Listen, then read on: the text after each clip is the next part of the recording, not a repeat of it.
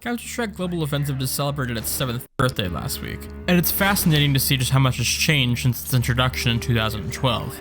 The game has seen 2 major UI overhauls, countless balance changes, the removal and redesigning of several core maps, and a competitive scene. Just so you know, because some people don't know, there was and still is a console version of CSGO.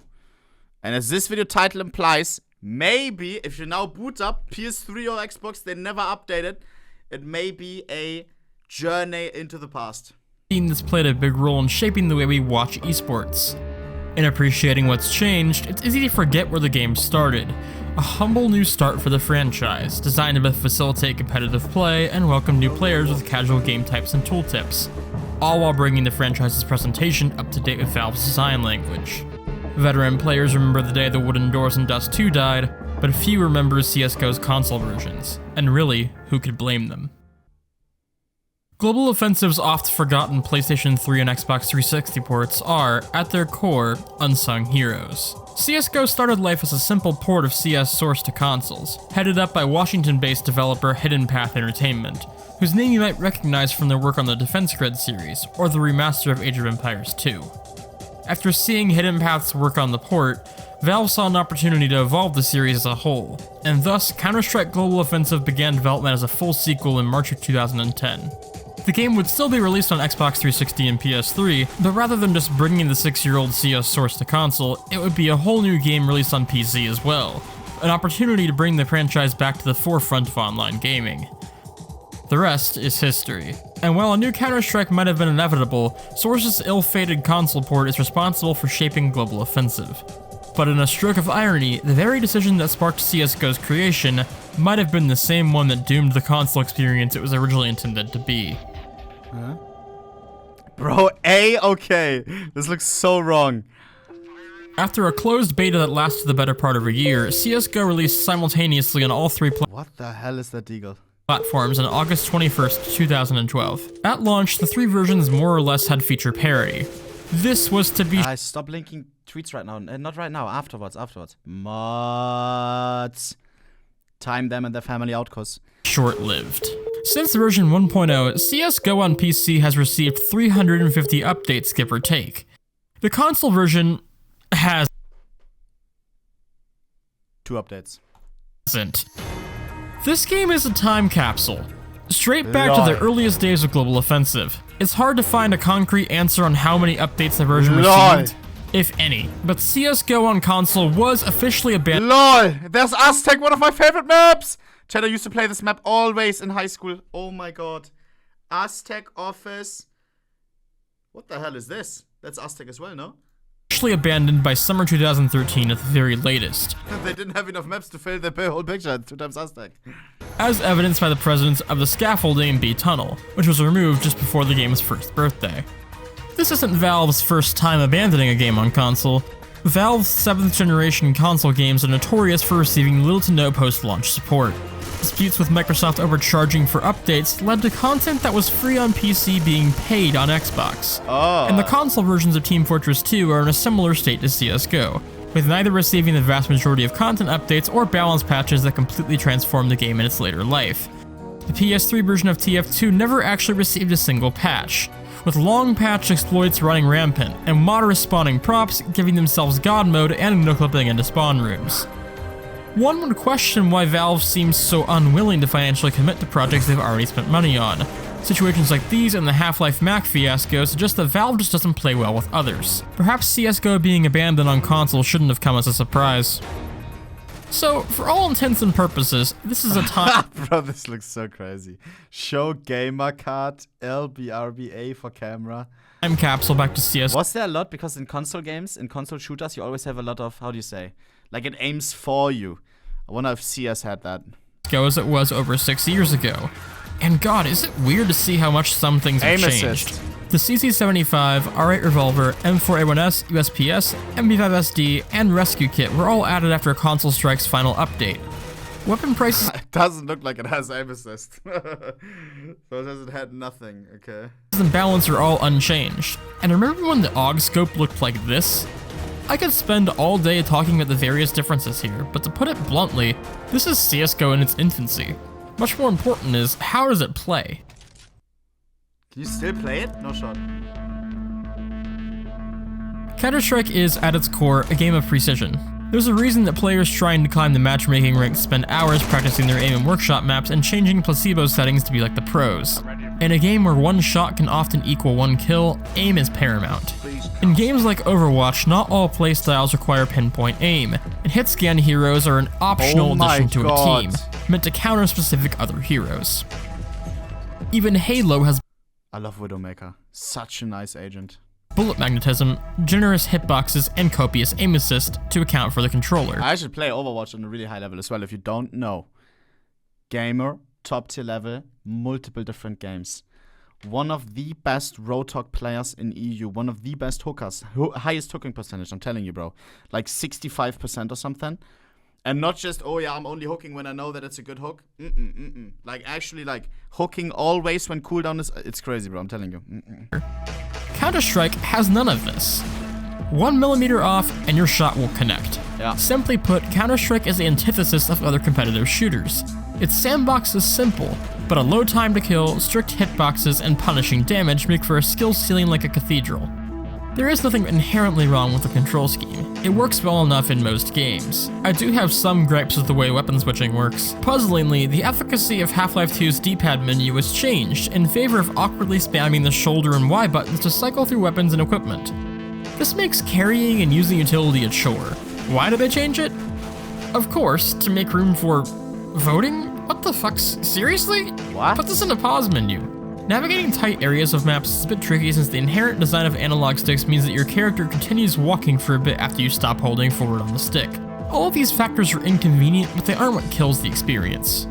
That blame rests squarely on how the gunplay works on console, or more specifically, how it doesn't. Bro, this CSGO console seems like a terrible idea, man. I probably don't have to spell this one out for you. A first-person shooter that requires pinpoint accuracy does not mix well with the controller. The best way to explain this is to show it done right, which brings us to Counter-Strike for the original Xbox. Similar to how the original This is how you play. You better watch your mouth, bro. concept of Global Offensive was to bring an adaptation of CS sourced to consoles, CS for Xbox was designed specifically for console play, with a basis in Turtle Rock Studios' Counter-Strike Condition Zero. The basic formula is all here. The game mode, maps, guns, they all make their appearances. Where CS for Xbox differs from its source material is in its gunplay and how it was adapted for controllers. Hitboxes are larger, aim is fluid, and the frame rate is solid. CS for Xbox may not have been a perfect adaptation of Counter-Strike, but it's sold like hotcakes, and it feels very competent, even today. This game proves that Counter-Strike's formula can absolutely work in a console environment. And Rainbow Six's entries, old and new, only solidify that a tactical shooter does not need a mouse to be playable or fun. It just needs to be tweaked for the platform. By sharp contrast, CSGO's gunplay on console is identical to that of the PC version. Aim assist that formers assure me exists is all but unnoticeable. There is no comfortable sensitivity. Either it's too sensitive and I can't make precise adjustments to line up headshots, or the sensitivity is too low, and reacting to an enemy push is nigh impossible. And if you thought head glitching was annoying on PC, wait until you have to line up a headshot with this thing. All of this is exacerbated by the fact that most of your time on this game will be spent fighting bots, who by merit of being computers don't have to struggle with controllers and thus aim just fine. Dying to a bot on PC is embarrassing. Dying to a bot on console is commonplace. The Xbox 360 version of CSGO was restricted to a regular controller, but the PS3 version had two optional methods. Players can simply plug in a USB mouse and keyboard, granting the means to absolutely stomp. More interestingly, the game supported the PlayStation Move, making CSGO for the PS3 look and feel What the hell is that? like one of those Wii Call of Duty games. This is really interesting, and something I'm curious to try out for myself, if I can get my hands on some Move controllers. So, it handles like ass, but at least on 360, everyone is on a level playing field. And with the game being added to backwards compatibility on Xbox One a couple of years back, the servers aren't completely dead. I have still yet to find a full lobby, but I've gotten close. I was pretty consistently It has voice chat, right? able to find players in matchmaking, with empty player slots being filled with bots so we could take over after dying so we could continue fighting. And man, get ready to experience a lot of this.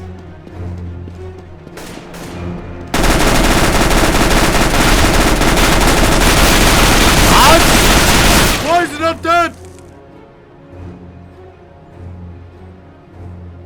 this. Let's go, everyone. Oh my god. And even some of this.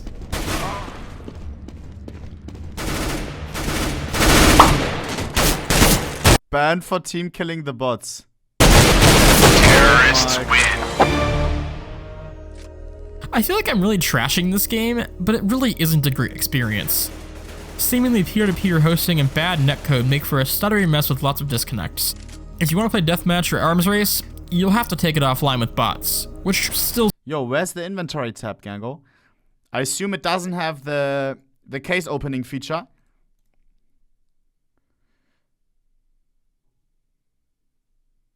Does it have it or no? There's no Steam inventory. Oh, hell nah. Yeah, I'm never playing this. take it offline with bots. Yo! Stable breath. No, stale breath with the 10 zifter. Hearts in the chat now. Hearts in the chat now. Yeah, this isn't interesting for me. Like the Xbox version then. Which still seem to have a bit of stutter. Maybe If it had revolver cases, Bravo cases, I'd be down to try it. bot Ulrich has Comcast.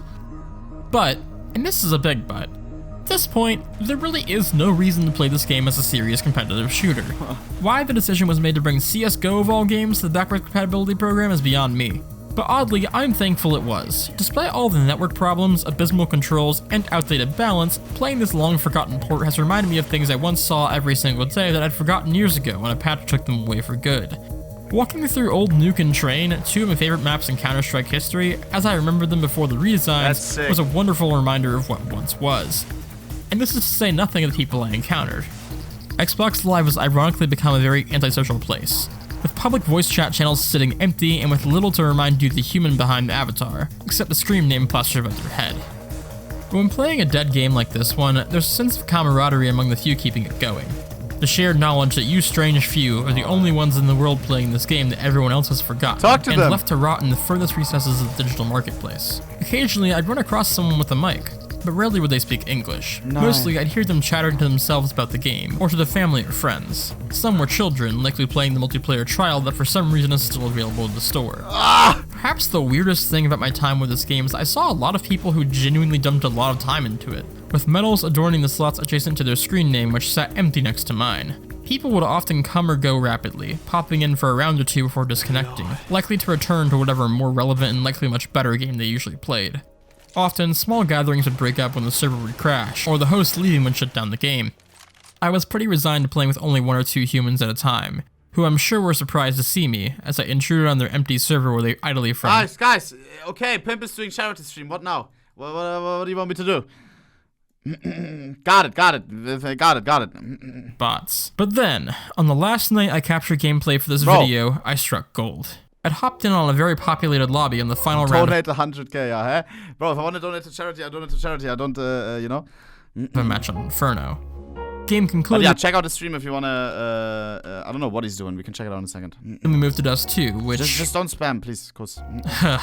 nothing really ever changes. You wouldn't want but that either. still, we got up to 8 players, and honestly, I started to see the light. I was having genuine fun. Sure, the players who for some reason spent a lot of time with I'd love to try this shit. Oh, the old maps, try out some Aztec, man. Console Strike basically steamrolled. But I have to say that the last thing I expected to see when I loaded up this game was a team of players coordinating strats and using utility. Sure, they were silver level strats at best, but they sure beat the hell out of this guy saving his rifle in demolition mode. We had fun. Players dropped occasionally and were replaced, but Dust 2 finished with a mostly full lobby.